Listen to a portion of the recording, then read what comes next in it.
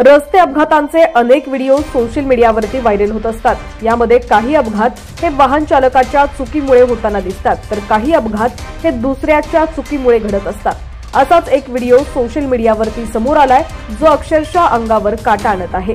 नक्की असं काय घडलंय हे सविस्तर जाणून घेऊयात, पण त्याआधी तुम्ही जर HPN मराठी न्यूज चॅनल पहिल्यांदाच पाहत असाल आणि अजूनही चॅनलला सबस्क्राइब केलेलं नसेल तर नक्की सबस्क्राइब करा, जेणेकरून आमचे अपडेट्स लवकरात लवकर तुमच्यापर्यंत पोहोचतील।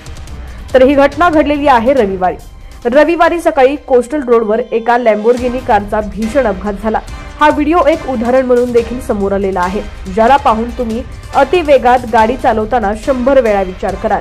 अतिघाई संकटात नाही असं म्हणतात, याचाच प्रत्यय हा व्हिडिओ पाहून आलाय। काही वेळा लोक घाई गडबडीत अशा चुका करतात की ज्याचा त्यांना नंतर पश्चाताप होतो। जगात रोज कुठे ना कुठे अपघात होत असतात। वर्षभरात जगात हजारो लोक रस्ते अपघातात मारले जातात। कधी स्वतःच्या चुकीने अपघात होतो, तर कधी समोरच्या वाहन चालकाच्या चुकीने अपघात होतो।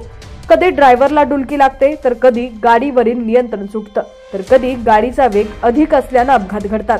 मात्र समोर आलेल्या अपघातात या कार चालकाचा अतिशहाणपणा त्याच्या अंगलोट आल्याचं दिसत आहे। कोस्टल रोडवर या कार चालकाचा कारवरील ताबा सुटला आणि ती दुभाजकावर आदळली। सकाळी 9:30च्या सुमारास हा अपघात घडला। या सुपर कारचा चालक एक 52 वर्षीय व्यक्ती असल्याची माहिती समोर आलेली आहे। पोलिसांनी दिलेल्या माहितीनुसार अपघातग्रस्त लॅम्बोर्गिनी कार शहा नावाची व्यक्ती चालवत होती। ही व्यक्ती दक्षिण मुंबईकडे जात असताना अपघात झाला। कोस्टल रोडवरील खांब क्रमांक 52 जवळ कारवरील नियंत्रण सुटलं आणि ती दुभाजकावर आदळली।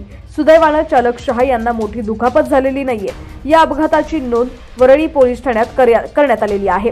सोशल मीडियावरती दररोज अपघातांशी संबंधित हजारो व्हिडिओ शेअर केले जातात, ज्यातील काही व्हिडिओ पाहिल्यानंतर सर्वांनाच धक्का बसतो। हे अपघात टाळण्यासाठी एकच उपाय आहे, तुम्ही सदैव सावध रहा। @रिचा पिंटोई नावाच्या ट्विटर अकाउंटवरून हा व्हिडिओ पोस्ट करण्यात आलेला असून या व्हिडिओला लोक वारंवार पाहतायत। तसंच हा व्हिडिओ सोशल मीडियावरती जोरदार व्हायरल झालाय।